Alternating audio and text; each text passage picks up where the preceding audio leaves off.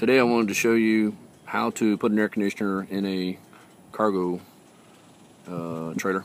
This is an enclosed cargo trailer. It's one of the heavier duty ones. You can see the frame in the front's like a 6-inch tube frame. I started off though with a 5,000 BTU unit, but the 5,000 worked pretty good as long as it didn't get above about 90 degrees, 95 degrees in direct sunlight. Problem is that the radiant heat bearing straight down on it for a 5,000 doesn't quite cool the trailer down. So I put this 10,000 unit in, which is doing fine. But I thought what I'd do is show you what all I'd wound up process and stuff that I did to get it installed.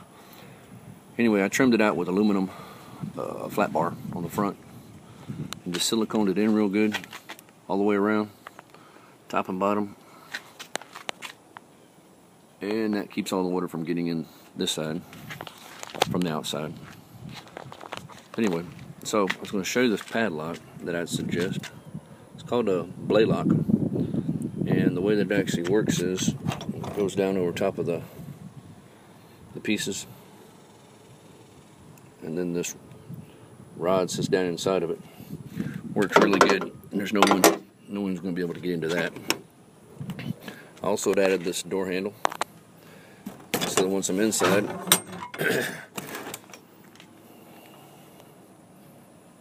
works like a champ. I just had to cut a little hole right here to make it where it would latch. Anyway, so this is the air conditioning unit. What I wanted to show you is the way that I've got it in. So you'll know, actually you've got the rib on the top, the support rib on the bottom. So what I did is I just took a 3/4 inch by 3/4 inch channel iron that was 1/8 of an inch, welded it, tack welded it real good, top and bottom. And then I put these 4 self-tapping screws on both sides. I had 2 in the 5,000 unit, put 4 in this one. And then I went outside and pulled on like a madman, and the whole thing is perfectly fine without having to put another brace on the outside. I have pink insulation in the trailer all the way around. And then what I had done was installed an air conditioner, put a couple of doors, a couple of shelves, and then on this side I added my battery. So it also is works off of a 12-volt system for all the lights, and then the power leads coming out the front. I'm actually going to remount a I don't know, a power strip, a heavy-duty power strip that comes from Home Depot that actually has the 5 different double receptacles. I'm just going to mount it right here so everything can be mounted, plugged in from the top, including the air conditioner. Then have the overhead console that I'd built. And what I was going to do is I don't want the antenna on the outside. So you see this black antenna? It's a $28 antenna from Pep Boys, but it's actually got a booster on it to boost the signal, to pick up the signal. But it can be mounted on the windshield, and in this case I don't want it on the outside of the trailer, so I mounted it on the inside of the fiberglass. So once it's all finished, it'll be back in the condition it was. The reason I actually have it as a toy trailer, because what I'll do is strap the 4-wheeler down inside the trailer, then I'll pull the trailer out. As you see, I got the track, metal track that you can put the latches anywhere you want to put it, so you can strap a motorcycle down, you can strap a 4-wheeler, you can strap down anything you wanted to. But I went ahead and trimmed mine all out with well, went crazy.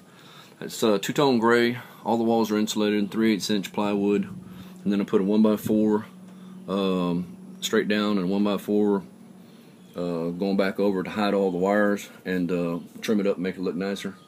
Same thing, I did the ceiling all in 3/8 plywood, and you can see here where I stopped the paint.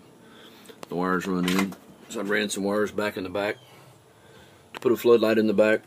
Also, if you wanted to pull wires back that way to put stereo speakers back across the back, what I'm going to do now is I'm going to Probably build that box out across the top and make it a boxed in area so I can put 2 more speakers. Because now I've decided to come back in and do a little bit of additional build backs. I'm going to put a couple of 4 speakers, stereo, and then have the lights here. 1, 2, 3, 4. And then also up underneath the console up here there was a light fixture here and another light fixture over here. And both of those give you plenty of light down. Both of those were double adjusted. They got 2 settings on it, so you can turn it on low or you can turn it on medium. They all have their individual switches. And then the door, don't make the mistake of putting a handle on it because a madman will come along and pull the 1x4 off. So that's not a big deal. Then, just a little quick view of the back of it. As you can see, everything's shoved off in the trailer. And then once I pull the 4-wheeler out, then I just lay a single blow-up mattress that's I don't know, about 1.5 feet tall, crosswise here, 1 lengthwise there. Put a table over here, put all my stuff on. Then I've got all the room that I need to have floor space in the middle. Bring the dogs in, put their dog bed up underneath the table, and everybody's comfortable for duck hunting, deer hunting, raccoon hunting.